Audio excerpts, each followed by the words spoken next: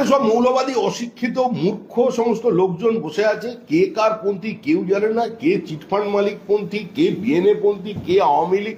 ওরা দিনের শেষে সবাই মৌলবাদী, টোটাল তালিবানাইজেশন হয়ে গেছে।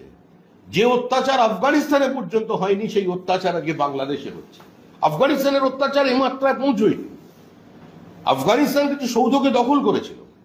আফগানিস্তান কাউকে জোর করে হয়তো স্কুল থেকে সরিয়ে দিয়েছে, খেলার মাঠ বন্ধ করে দিয়েছে, মহিলাদের বাড়ি থেকে বেরোনো বন্ধ করে দিয়েছে, বোরখা পরিয়ে দিয়েছে।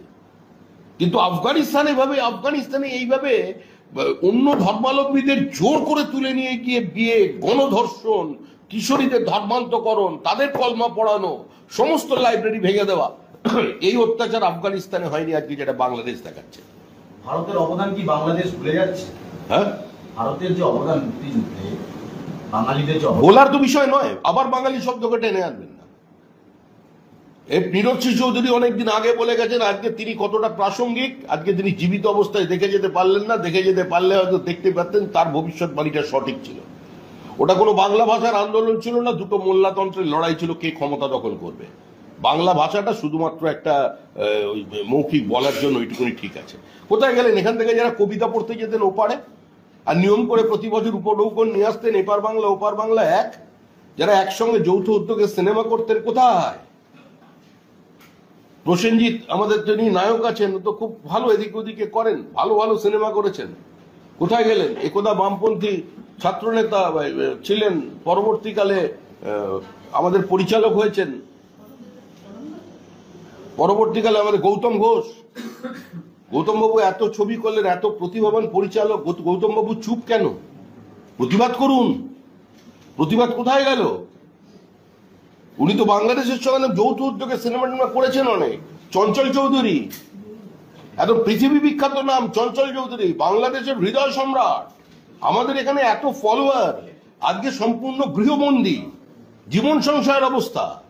বাংলাদেশের অন্যান্য নায়ক নায়িকাদের নাম আর আমি বলে তাদের ব্যক্ত করতে চাই না, বা যারা এদিকে এসে কোনোভাবে আশ্রয় নিয়ে কোনো জায়গায় আছেন তারা ভালো থাকুন, সুখে থাকুন। আওয়ামী লীগ কেন আজকে বাংলায় আশ্রয় নিয়েছে? আমরা যখন বলতাম, যারা বলতেন যে অনুপ্রবেশ আর অনুপ্রবেশকারী তো দুজনই, বাংলাদেশ থেকে ঢুকলেই অনুপ্রবেশকারী। আজকে তো বোঝা যাচ্ছে কারা অনুপ্রবেশকারী। রোহিঙ্গাদের ডেকে এনেছিলেন শেখ হাসিনা, জবাবে কি বানিয়ে দিয়েছে? কক্সবাজারকে। আরে ওপার বাংলায় তো কোনো মুসলমানের মেয়েকে জোর করে তুলে নিয়ে গিয়ে হিন্দু বানানো হচ্ছে না, তাদের মসজিদগুলো তো ভেঙে দেওয়া হচ্ছে না। তারা কেন এপার বাংলায় আসবে? তারা তো বলেছিল এটা অপবিত্র ভূমি, যুদ্ধভূমি, এদেশে আমরা থাকবো না, আমাদের জন্য পৃথক হোমল্যান্ড পাকিস্তান দরকার আছে। তাদের জন্য তো দেশ ভাগ হয়েছে। তারা আবার এদেশে নতুন করে আসবেন কেন?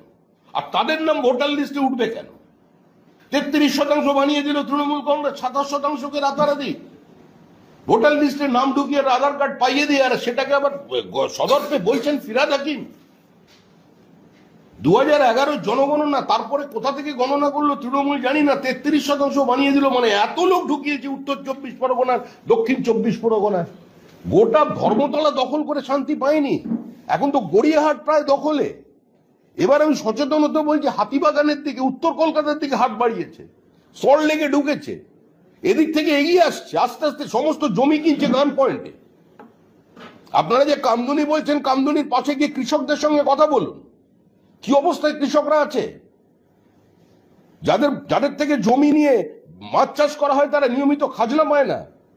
শুধু সন্দেশখালীর অত্যাচারের কথা মানুষ জেনেছে, সন্দেশখালীর বিভিন্ন ধরনের পোস্ট, কাউন্টার পোস্ট হয়েছে, আমি সেই বিতর্কে ঢুকতে চাই না। কিন্তু অত্যাচার শুধুমাত্র সন্দেশখালী ব্লক 2 হয়নি, সন্দেশখালীর ব্লক 1 মুসলমানদের পর্যন্ত জমি কেড়ে নেওয়া হয়েছে, শুধু হিন্দুর জমি নয়। দেগঙ্গার পর থেকে এদিকে বেলিয়াঘাটা পর্যন্ত, এবং আপনি রাজারহাট থেকে কামদুনি পর্যন্ত দুপাশের বিস্তীর্ণ এলাকার যে জমি হিন্দু মুসলমান নির্বিশেষে গান পয়েন্টে কম দামে কিনে নেওয়া হচ্ছে। শাসন থানার বিভিন্ন মৌজার জমি একজনের অন্য জনের নামে রেকর্ড হয়ে যাচ্ছে, সরাসরি তারপরে গিয়ে তার বাড়িতে থানার সঙ্গে সেটিং, থানা চালাচ্ছে একজন লোক। ওখানে নামটা কি মনে করতে পারছি না, এরকম নাম মনে থাকে না, অল্প বয়সী ছেলে, তার সঙ্গে দেখা করতে গেলে 2000 টাকা দেয়। দেখা করলে 2000 টাকা দেয় সকালে বিকেলে। বিখ্যাত লোক, সামান্য বয়স, সে উঠে পড়েছে, সেই শাসন তারা চালায়। কি করবেন মুখ্যমন্ত্রী? মুখ্যমন্ত্রীর হাতে নেই, মুখ্যমন্ত্রীর হাতের বাইরে চলে গেছে। বাঘ যখন রক্তের স্বাদ পেয়ে যায় সে তখন আর ঘাস খায় না, খাবে না। এখন সুমিতা, এখনো বহু পরিচালক রয়েছেন কলকাতায়, স্বনামধন্য প্রথম সারির পরিচালক, যারা বাংলাদেশ ইস্যুতে প্রশ্ন করা হলে তারা উত্তর দিচ্ছেন না, যারা এখনো বাংলাদেশের আর্টিস্টদের কাস্ট করছেন। কলকাতায় বাঙালি বহু অভিনেতা অভিনেত্রী রয়েছেন, তাহলে কি বাইরের থেকে আনা এই বিষয়কে আরো বেশি সচেতন হতে হবে বাংলাদেশের? না, বাংলাদেশের আমরা কারোর অভিনয় সত্তাকে, আমরা কোন শিল্পী সত্তাকে, কোন প্রতিভাকে, আমরা কোন ধর্মের মোড়কে, উপাসনা পদ্ধতির মোড়কে আমরা রাঙিয়ে দিতে চাই না বা তাদের বিচ্ছিন্ন করে দিতে চাই না। আমরা চাই এখনো, কিন্তু এই মুহূর্তে তাদের বয়কট করতে হবে। এই মুহূর্তে ওপার বাংলার যারা মুসলিম ধর্মাবলম্বী অভিনেতা অভিনেত্রী আছেন তারা দাঁড়িয়ে বাংলার মাটিতে দাঁড়িয়ে প্রতিবাদ করুন, এই ঘৃণ্য হিন্দু অত্যাচারের বিরুদ্ধে কথা বলুন, তারপরে ছুটিকে নামান। আমি একেও বলবো অরূপ বিশ্বাস ওপার বাংলার মানুষ, প্রায় টলিউড যার পুরো নিয়ন্ত্রণে, উনি বিষয়টা দেখুন। শুধু খেলাধুলো দেখলে হবে না, এটা কোনো দেখতে হবে। ওনার তো অনেক বিধি নিষেধ আরোপ করেছিলেন, অনেকের তপন সিনহার পর্যন্ত শুটিং এখানে বন্ধ হয়ে গিয়েছিল, কিন্তু যারা ওপারে অত্যাচার করবে আর এখানে এসে সিনেমা করবেন আর তারা প্রতিবাদ করবেন না, এটা তো হতে পারে না। আমি তো নাম করে বলছি, গৌতম ঘোষের প্রতিবাদ কোথায় গেল? প্রসেনজিতের মতো একজন অভিনেতা, অন্তত তার থেকে তো সমাজ এটা প্রত্যাশা করে যে একটা কোনো কথা বলুন তিনি। সকলের নাম বলা সম্ভব নয়, সকলের নাম বলছি না। না না, কলকাতায় কেন থাকবেন না? উনি অভিনয় করতে এসছেন, কলকাতায় কেন থাকবেন না? কিন্তু উনি প্রতিবাদ করুন। জয়া হাসানের দর্শক তো হিন্দুরাও আছে ওপার বাংলার। উনি যদি জয়া হাসান না হয়ে জয়া ভাদুড়ি হতেন তাহলে একটা প্রশ্ন ছিল, কিন্তু উনি জয়া আহসান, ওনাকে প্রতিবাদ করতে হবে। ওনার ছবি হিন্দুরা দেখছে, ওনার ছবি মুসলমানেরা দেখছে।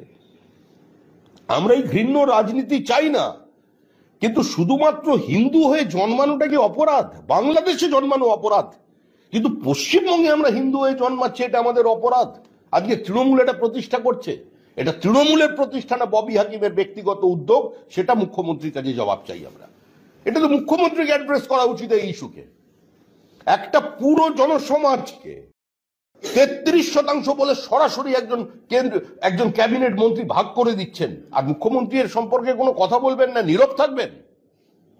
তাহলে এটাকে আমরা ধরে নেব ফিরাদ হাকিমের স্টেটমেন্ট নয়, এটা তৃণমূলের স্টেটমেন্ট।